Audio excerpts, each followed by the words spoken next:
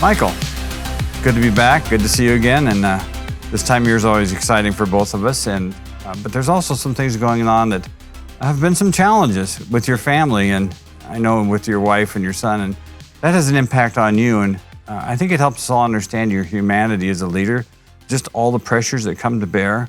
So share with us a little bit about what's happening physically with your family and how that's working out across both your life and the network. Yeah. Jay, you're right. It's been quite a month and a half. We've had 2 surgeries in my family. My wife had a surgery and my son had a surgery, both on their legs or limbs. One was a tendon in a leg. So my wife retore her patella tendon right before our global conference, and she retore it. So we've been in 6 months of repair and physical therapy, and it retore on the 6th month, a few weeks before we were supposed to be done.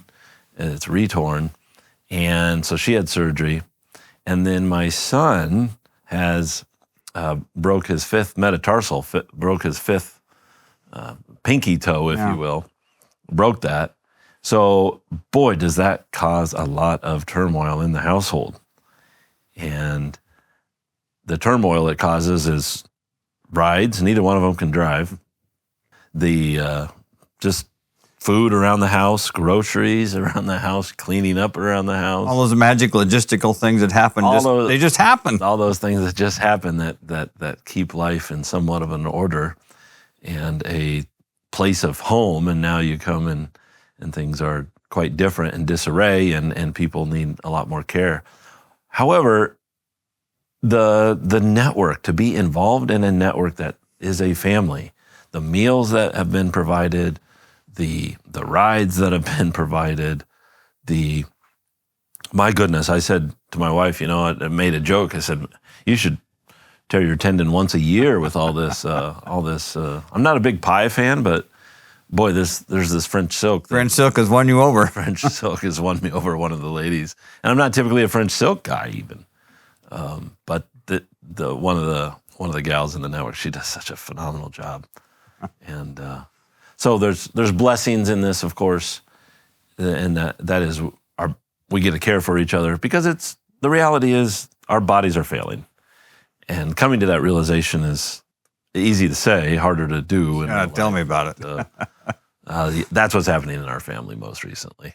Well, that's really interesting perspective on it, that it was a network event. And the timing, when she damaged the knee right before the conference, it could have been disastrous for distraction, and yet you were able to just sit back and let it be taken care of. Yeah, it happened. It was a very intense 2 weeks. Right after it happened, I think 3 or 4 days after it happened, we had a 2-week intensive time. People from all over the globe were busy from morning until late evenings with conversations with global leaders from 27 different countries from around the world, church networks around the world. You want to dedicate your energy and your time to them. They've come all the way around the world to hear. They descend on this place, and so for your home to be upset, it's interesting timing that a place to disrupt us as leaders is to disrupt our home. That's right. And watching the model, the way of Christ and the apostles, deal with that, from a network wide, and people from around the world were engaged in that whole process. And then watching it unfold is a really good description of who we are.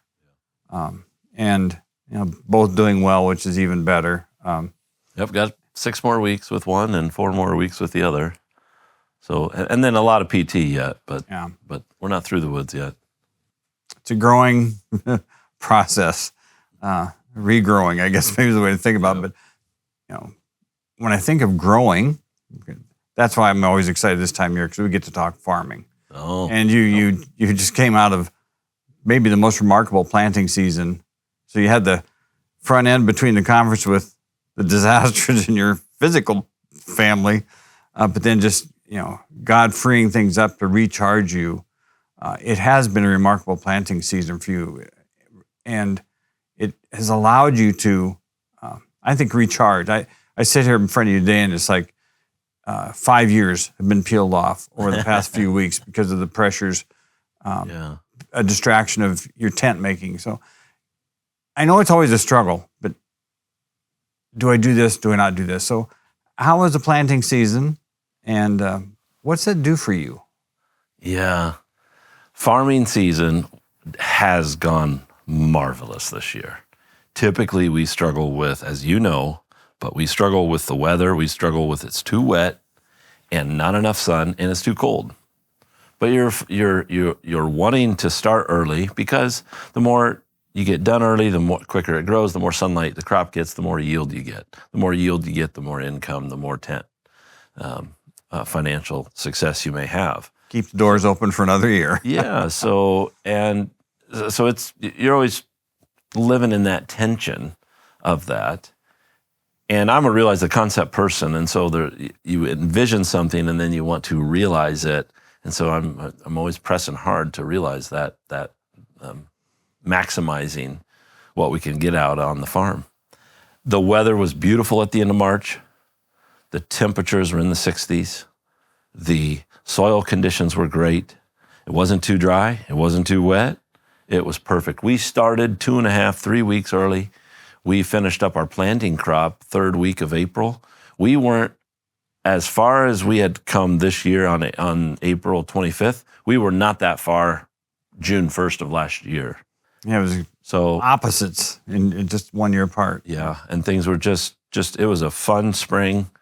Still some tension in it, of course, because it's hard labor work for a 5-6 week period of time, but very rewarding work. And it worked with my father. My father, May 8, 1948, so he turned 77 this year. Typically, we're working pretty hard on May 8. Mm-hmm. May 8 this year, we were still working, but not working as hard as we do other years. We weren't in the heat of the battle. Yeah. So farming this year, yeah, very. It's a tension, because some years it takes so much time. You think, is this really worth it? And this year, certainly, that was not the case. When just watching as the observer, every year so far, it's been worth it. Maybe some of y'all tell you, maybe it's time to think about change, but right now, no. Yeah. And it's, I know that the relationship with your father, your son's back, going to be farming. And it's such a contrast for what you do for ministry, because you can see, and I think that we have this in common, is you stand there with that bare ground, and it just worked up just like beautiful batter this year. It was just so perfect. Mm-hmm. But you can close your eyes and see that corn waving. You can envision 7-8 foot tall across your field. And your beans, those leaves changing colors. That it's something you can really realize the concept with. Yeah. That it's right there and it's tangible, and you can step back at each day and say, this is what I've done. And when you're working with rooting, it can take years. So I think that's the value of that, is for leaders to think about what are ways that can balance out to contrast that with giving you sense of satisfaction the way God's created you and wired you. Yeah, yeah. When you're rooting people in this paradigm, and to think like Christ, to think in his paradigm, like in his patterns, like the way of Christ and his apostles, it sometimes takes decades for that to root, as you're saying. On the farm, I get to do it in 9 months. I get to do it in 8 months. I get to see it progress. I get to plant a seed, and I get to reap a harvest months later. So it is quite compact compared to the development of people and their hearts and their minds. When we think about the S-curves, that recovery process, first S-curve, 40 years. And now we're starting to see it, come to full fruition. I mean, it's been a wonderful process all along the way, but now we can look back and say, wow, it worked in this way. And so pivot in your mind that you're looking across fields, but now let's turn and look about the leaders around the world where you're talking about expansion. It's the same thing. You're planting the field, but it could take years. So what's happening with the work you're doing with leaders around the world around expansion? Because that's our conversation here too. So. Well, the focus at the stage that we're in, locally and globally, is we are focusing a lot now on expansion of the church, which means planting more churches, which means we've done a lot of conversations here in the past 6 weeks, a lot with our global conversations as well. But here we're talking about, we've met with leaders multiple times with you and our groups of leaders to talk about mapping our city, mapping our network, mapping our existing clusters, rearranging our clusters, rearranging people in the churches for more equipping. We've in fact started, this is another item that's a big piece of it, well, we started 2 new churches as a way to, I'm leading a new church called EPL, Equipping Philippian Leaders, and another one we're calling Young Contenders, but each, because they're 17 to 22 type age range.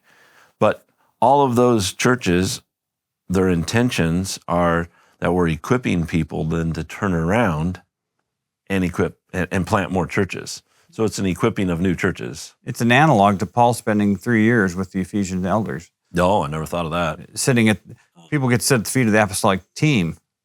And that's a powerful establishing process. Yeah. It's and as you know, we've had quite a few months here on the front end of conversations. Is this really a church, or is it more just a equipping time, or an intensive pressure cooker of equipping? Does it have all the social structure that a church should have? And as we've dialogued about those things, it is a church. It is a church. It's a church with probably a shorter time frame than we would want for most of our churches in our network, but it has a specific purpose, and that is to really equip. In this case, it's young families. We've got young families, a lot of them with brand new babies and brand new jobs, and trying to figure out their finances, trying to figure out their life purpose, and helping them prioritize Christ's plan and His church as they set the rest of their life priorities in place. So I'm so excited about the initiative and the focus of these 2 churches in particular in our network, but also that we're in the stage of really pushing for expansion. That's a huge part of our focus right now. And one of the things that I think has been critical is that understanding a fresh and a deeper understanding of the solal-modal balance. And as we started this process a few months ago, you could see in the conversations, it became clear to me, and I think same time it was clarifying in your mind, that misunderstanding of what my role is as an elder versus what your role as an apostolic leader, and watching our young leaders not understand that. And that solal-modal, the teaching you did with us last week, that idea of this is our role, this is what it's going to look like. And I think one of the most beautiful things in the whole process is apostolic messiness. And some people see that as a threat, but it's beautiful because it means it's working. It's expanding. And when things expand, it's messy. It can't be perfectly organized, because then it's not going to be spontaneous. It's not going to be really following what's happening in the world. Yeah. You can't control everything. So that was really, I think, solid for us as a network, is to really get on that same page about what is your job and how do you relate to each other. Well, those roles are so important for all leaders to understand that are in churches. And because if you look at the book of Acts and look at broadly the patterns of leadership in the book of Acts, you see 2 things. You mentioned them already, solal-modal. You don't see those words in Acts, but you do see those roles. And solal meaning they're focused outward, they're based inside, they're based locally, but they focused outside, and they're pushing the stewardship. They have a stewardship that is given to them, but it's pursued by everyone, and everyone is a part of it. And that's a solo role. You see Paul and his team. You first see Peter through the first 12 chapters, and some other people that are around Peter, and then you see Paul for the rest of the book of Acts. But the other types of leaders you see is then you see the modal leaders, you see local leaders, you see shepherds, you see elders, and they are caring for the flock, they're caring for the churches, they're caring for the day-to-day, the week-to-week, the month-to-month of the churches. So you have sent out apostolic type leaders, their co-workers, their teammates that are focused on outward work, and they're equipping all the saints for works of service, Ephesians 4. But the local ones then, and the shepherds, so are to take care of and shepherd the local aspects of the churches and the clusters. So we made this chart, as you know, and boy, that chart was helpful for us because it's got the overlapping. We all have overlapping roles, but then we have distinctives in the modal and solo. But then when you go to the modal side, there's a couple different roles of modal and elders and senior elders and city elders in the churches. There's a lot of overlap there, 80-90% overlap. But there's distinctives for each of those roles. And it's the distinctives that you have to understand as well as all the overlap. And then you get to the solo, same thing, a bunch of overlap over there, but then there's distinctive roles for co-workers and those who assist and apostolic type leaders. So it's an ongoing process. You get clarity as you move forward in practice and reality of building networks of churches. But boy, it's been a fun journey to be on, getting that clarity. Understand this, you were given a stewardship. You didn't ask for it. Yeah. In our back and forth running joke, you didn't ask. I didn't sign up for this. I said to you in one moment of despair, or moments of despair, maybe months of despair, I said, Jay, I did not sign up for this. I don't want it. I give it away. I give it back. And you said that it doesn't work that way. Yeah. And in many ways, you did sign up just by the sense of being born and just trying to maximize the gifts God's given us and given you. But that's what you said to me. I'm taking over this conversation right now because I'm feeding it back to you because you were the one that really directed me and said, you didn't sign up for it in that sense, but you have been signed up. Yeah, and you've been faithful to the sign up. Yeah. And that's, I think if you're in leadership, you're going to experience that because of just the pressure. And I was able to tell you that because I had thought the same things. And so it's just the reality. And as we're talking to leaders around the world, that's normal.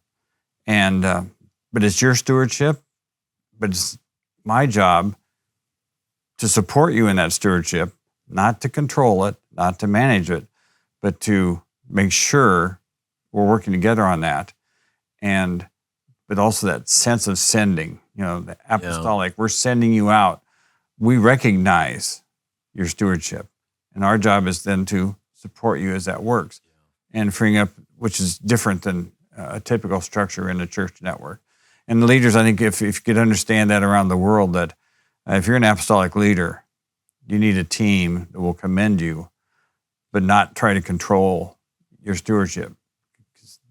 That's not in either one of our purviews. That stewardship was given to you, but it's yours to work out, but it's all controlled by what the Spirit's doing. And so that's a management issue that we all face. Yeah, you said it there. I think 2 points to highlight there, Jay. You and the elders' role, senior elders and city elders, your role is helping to be faithful, helping me be faithful to the stewardship. You're helping a faithfulness towards it. This is what the other leaders did with Paul. They helped him. They couldn't take his stewardship away from him. God had given it, but they helped him remain faithful to it. And that can mean a lot of things, but it's very different than saying it's a board of governance. It's very different. You never see that.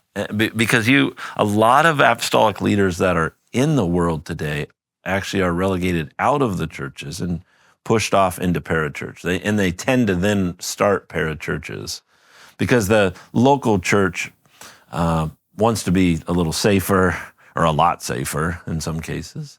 And they don't want to be pushed out and be sent out and go to the ends of the earth type vision, because that gets pretty messy compared to just taking care of things locally and having nice church services locally. So I think that's a thing to point out. It's elders' role is really help being the faithfulness, helping leaders like apostolic leaders be faithful to a stewardship, not a controlling sense, but a faithful sense.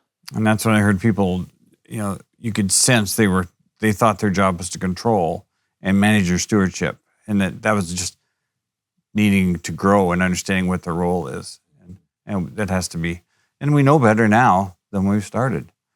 And the whole process, I think of what the apostolic team brings right now, you're in the process of equipping us around leadership needing to be able to counsel and shepherd. Oh, yeah. It's so important, and we can't expand without good leaders. Yeah. That's the whole thing about expansion. You cannot go to the ends of the earth. You cannot expand your churches if your local leaders cannot shepherd and counsel. So shepherding, all of us should be involved in shepherding at some level. The one anothering parts that Paul and Peter and John talk about. We need to one another. We need to help each other in our lives. But there's other kind of escalated problems, shall we say, that we all have, that we need more counsel. You think of 1st and 2nd Thessalonians. Paul talks about this when he's writing to them more clearly about some of the counseling and shepherding issues. And so we are taking 2 years at least. We've been doing it with the senior elders, but now we're doing it with all the leaders of all the churches and all the emerging leaders and all those that are interested in our network right now, and equipping them to shepherd and counsel the churches. A lot of the problem in the church patterns of today is just like it is with missions, and that is this. We take missions and we ship it off and give it to other people outside the church. It's not the job of the local church. And it's relegated to parachurches or missionary organizations. We do the same thing with counseling. We ship it off to experts. We ship it off to other people. And yet the gospel of Jesus Christ is the core of what can change a person's heart and life and give them hope beyond understanding. And the church can provide a community of which to support that person and love that person and rebuild that person back into a productive citizen in our society. And so we can't relegate that out. We've got to take ownership as a church, as the family of Christ, for each other. And so we have to equip people in those skills. There are skills that have to be built over time. It takes quite a season of time, but it's not, a lot of people have said to me, it's out of reach. We can't be a professional. We have to rely on some professionals still for some things. It doesn't mean that realm is not needed at all, the professional realm, but it does mean we have to up our skills and up our equipping. We cannot just come to church and just sit and listen. Participating in Christ's church is actually shepherding and counseling one another, building the skills necessary to do that. When you mentioned Thessalonians, if you look at Thessalonians, you do not see a contracting out. It all happened within the churches. And you saw in that letter to the letters to the Thessalonians, a system of how to care for the people under your charge. And so as an elder, there is no option to relegate that. You are to shepherd. But then you go down to the older women, older men, younger men. It's all there. That care of one another is built into being a family. And I think I think our hubris of the modern Westerner, we know more than they did. Paul didn't know anything about modern psychotherapy. Oh, yeah. And yet nothing new under the sun. Yeah. And he equipped his shepherds to solve the problems that people were facing. Yeah. And you think of that.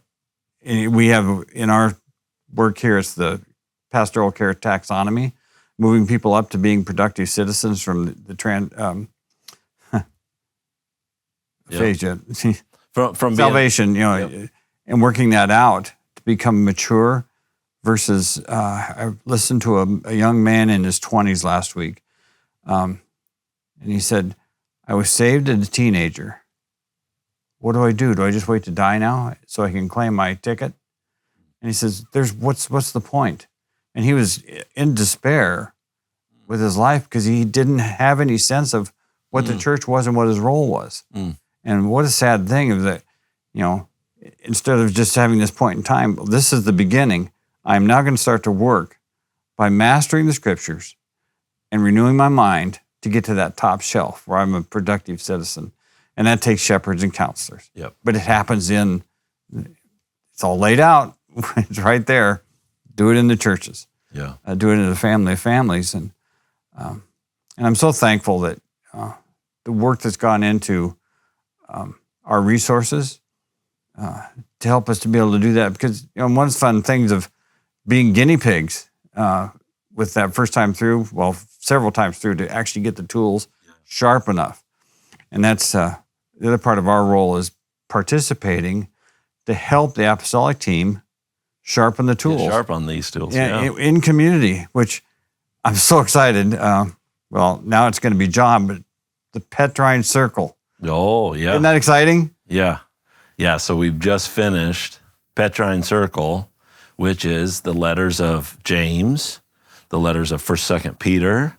You got Jude in there, and then you've got Hebrews in there. So those books make up the Petrine Circle, and we've been doing the author's intent and his design of each book, and then his core argument. So, and writing the booklets according to that to make a resource for people to get back to the patterns that the apostles laid out from the Spirit that was from Christ. It's a strenuous process, but my goodness, is it a rewarding process. And we have tools now, I think that'll last beyond my lifetime in providing people the framework of the whole New Testament. We're going to move on to the writings in the Old Testament. But after this, at the end of 2026, when we get done with Johannine. But yes, we have just finished Petrine. The Hebrews has been an enigma wrapped in a mystery for me my entire life. Now I can look at you and I can say, Jay, there's 5 exhortations.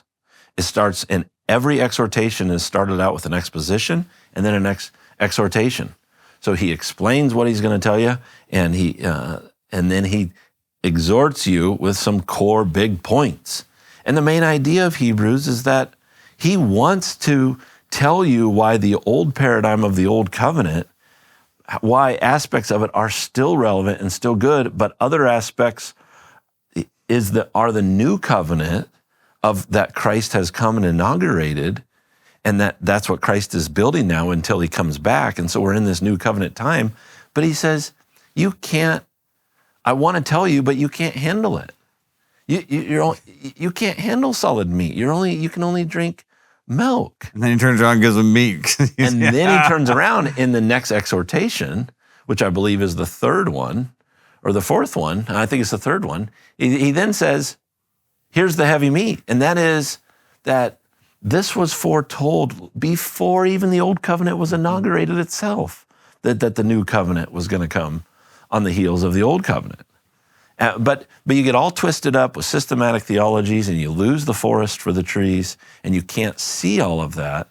And so you're left with these little nuggets, these little pearls of wisdom, but they're not attached to the beautiful story of Christ and God's story from the very beginning. So, my goodness. And they may not be that wise when you pull them out of context. They may not be that wise. Oh, yeah. Well, if you pull them out of the context. I think of the things I held on in Hebrews is our budget problem would be solved if we had $1 for every time somebody said, wow, now I understand Hebrews. Because it's so revelatory of what's there And it's so energizing. Yeah.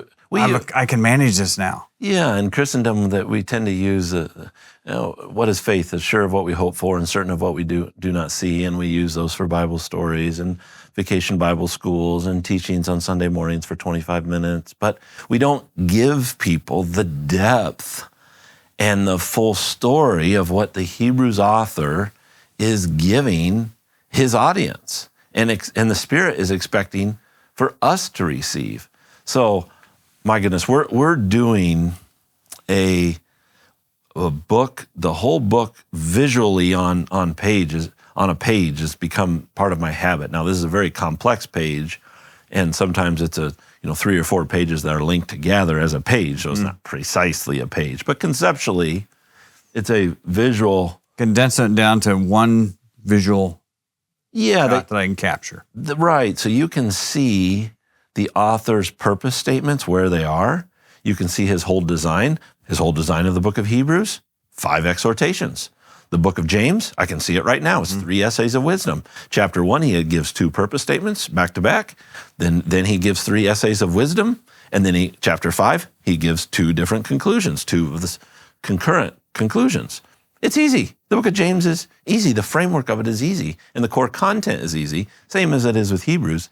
If you can see the author's intent and his design, you can hold them in your head, and then you can hold the ideas in your head, consequently, then you can live wise in our culture. That's the so what. All of a sudden, the wisdom that's there is accessible. And for me, because we were doing shepherding counseling concurrently, everything in there just screamed of effective ways to work with people to shepherd and counsel. Because the wisdom just is so accessible once you understand the framework that is put in. And I do appreciate your books on a page. When I try to summarize a book, my summary is longer than the book, which I'm a bit verbose. So that's a gift. I really appreciate that. That's not a book on a page. No. That's a rewriting of the book. A book as a tome. But then I think, and it's so exciting, and I've got to live long enough to see this unfold from when we started. Where we're getting these tools really polished out. And I was so excited every step along the way as we went through the Petrine circle. It was just like, every day, every time we would study. And now we've turned the corner. Now we're doing Johannine. Yeah. And it's just as amazing to look at those 3 letters. It's like, what are those?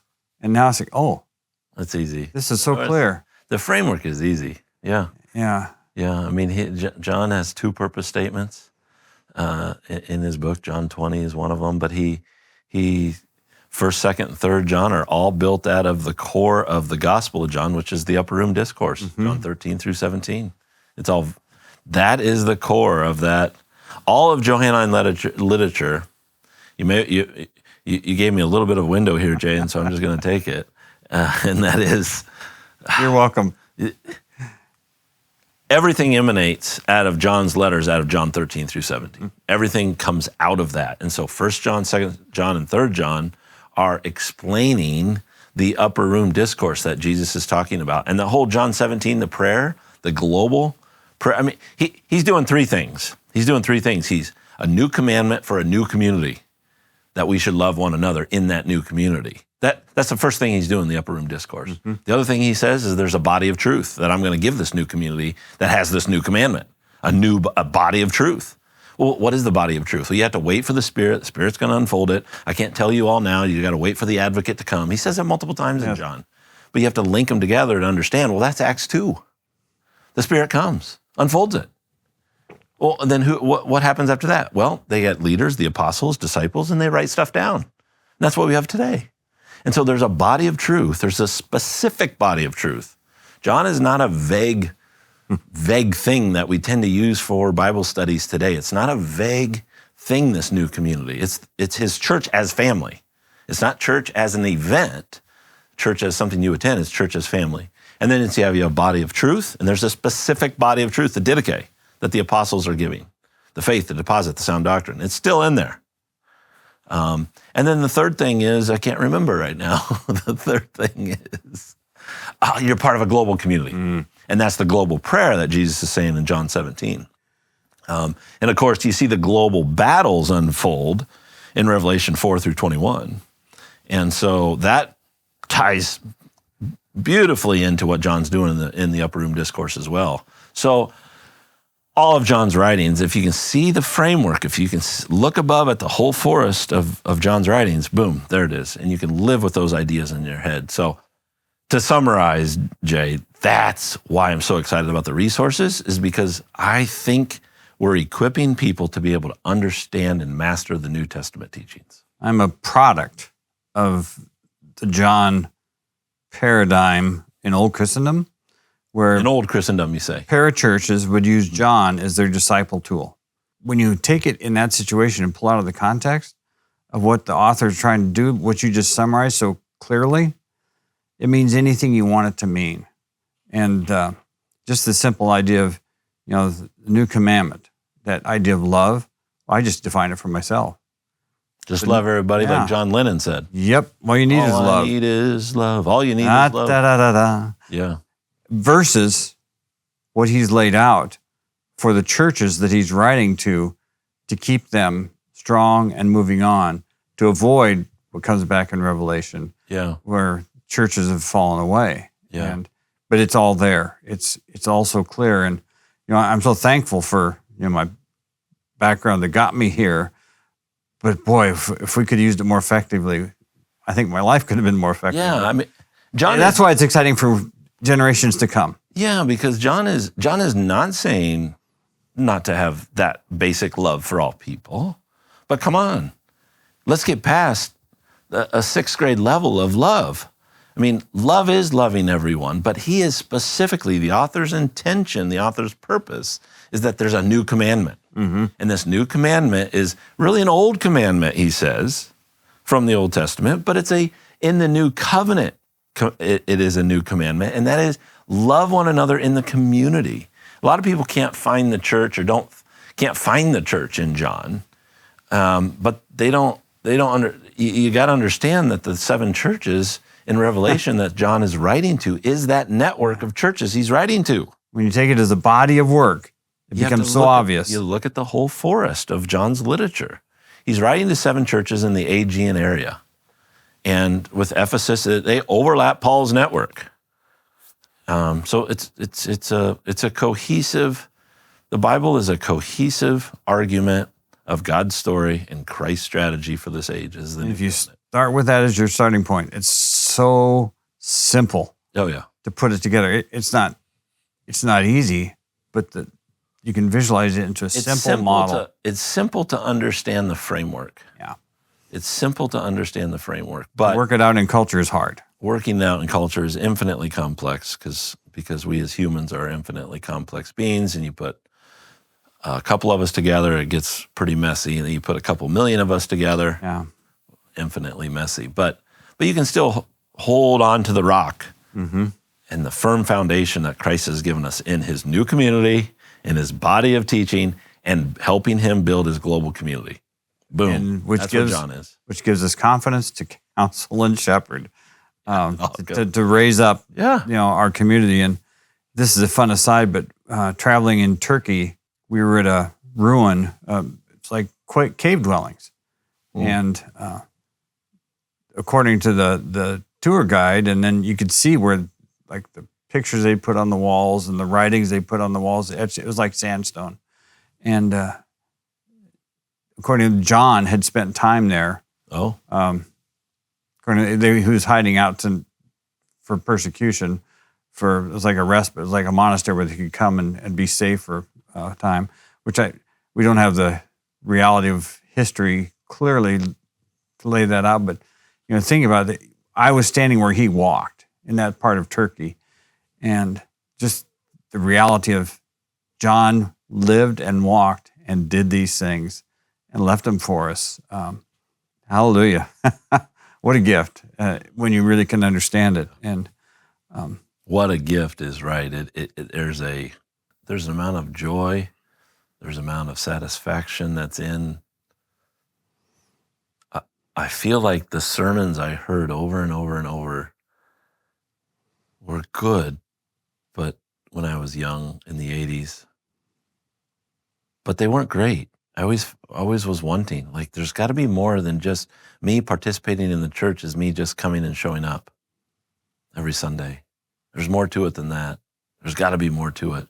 And so I feel like the being able to see the whole framework now and being able to really have an opportunity globally. You know, we've done a lot of work in these last 6 weeks since you and I have last talked on this podcast of the large Asian countries. A lot of work. You know, the two largest countries in the world, and we're moving in and out of those. I've got a trip coming up. So you're getting ready to travel, right? Yeah, coming up here in just a handful of weeks, 3 weeks, I think. I'll be gone for 2.5, 3 weeks again.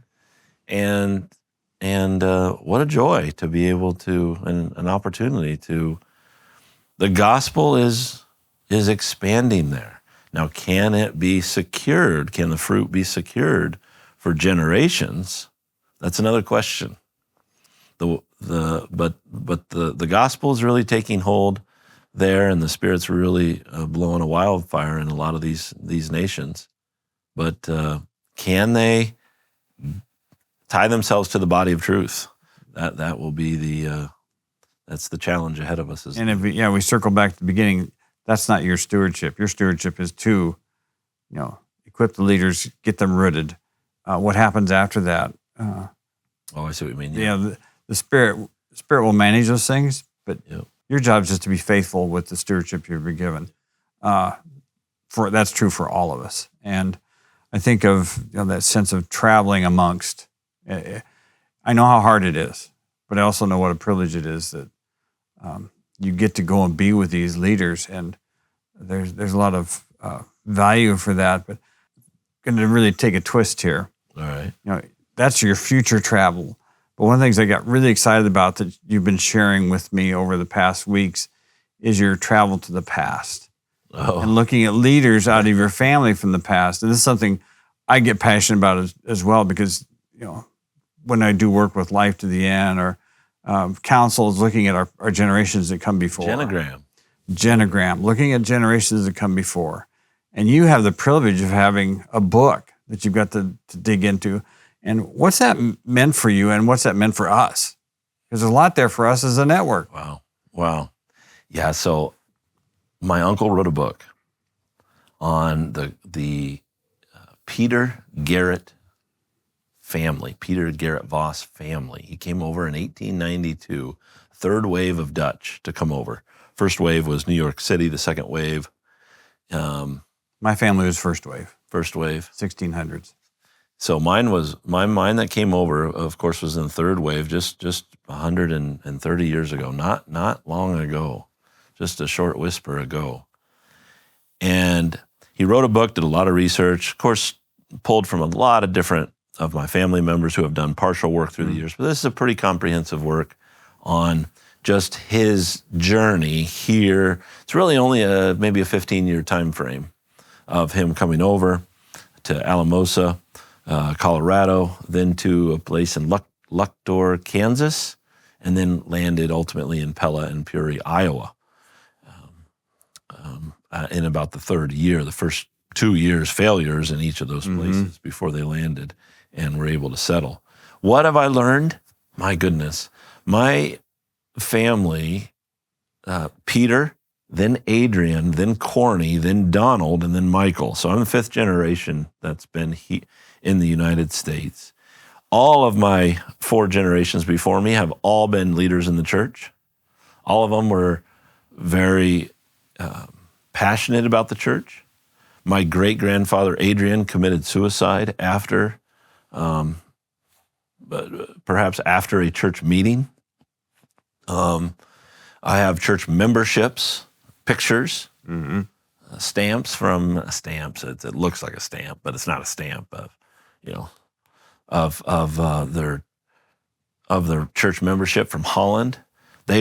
Peter was part of the Succeeders from they were called the Succeeders. They were concerned about the truth of the church 5 generations ago. And so in Holland in the 1840s, there was a group of people who left the state church and started another denomination, if you will. I don't know if they called it denomination, but certainly like an evangelical or Christendom type denomination that we have today in the last 500 years.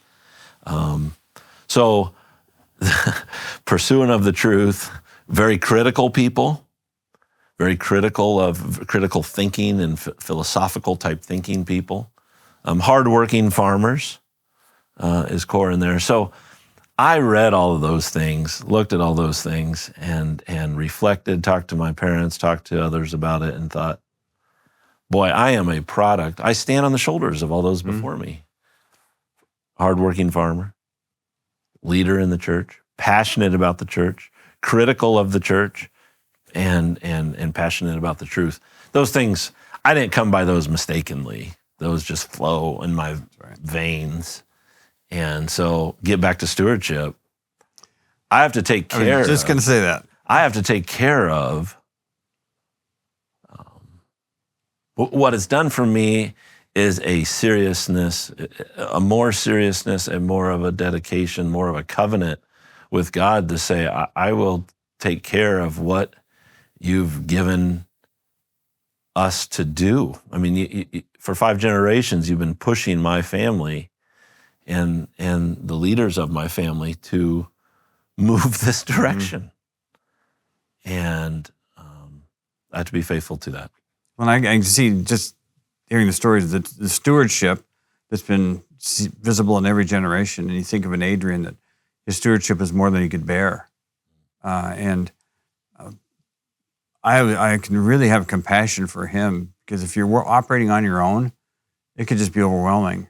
And I know just being close together with the stewardship you have, it's overwhelming at times, right? Yeah, it sure is. But if you're on your own, that could defeat you. But in community, that's the beauty, is when you need to fall back and be carried, comforted, supported, you have a community around you that knows you so well that when your wife hurt her knee, we knew the person that was going to struggle wasn't your wife, it was you. Yeah. Because it's just the way you're wired and the compassion you bring. And her compassion wasn't for herself, it was for you. Yeah. So there's that sense of, generationally understanding, but it's a beautiful thing to see in a journey back, but also now you're in a journey forward. And that symmetry, that balance, that harmony across generations, your generations go back to John, go back to Peter, Paul. That's your generations. And we were talking this morning about, that sense of families that my granddaughter, your daughter, visited us Saturday night and got ready to leave, and she just threw her arms around my wife and gave her the biggest hug. And it's like, that's an incredible support for my wife, but that's what you can experience in the network too, that support when it's needed. And so when we look at expansion, you have to have leaders equipped. And that's what you're doing around the world, but also here. And exciting time. So further up, Michael. Further up, Jay, and further in.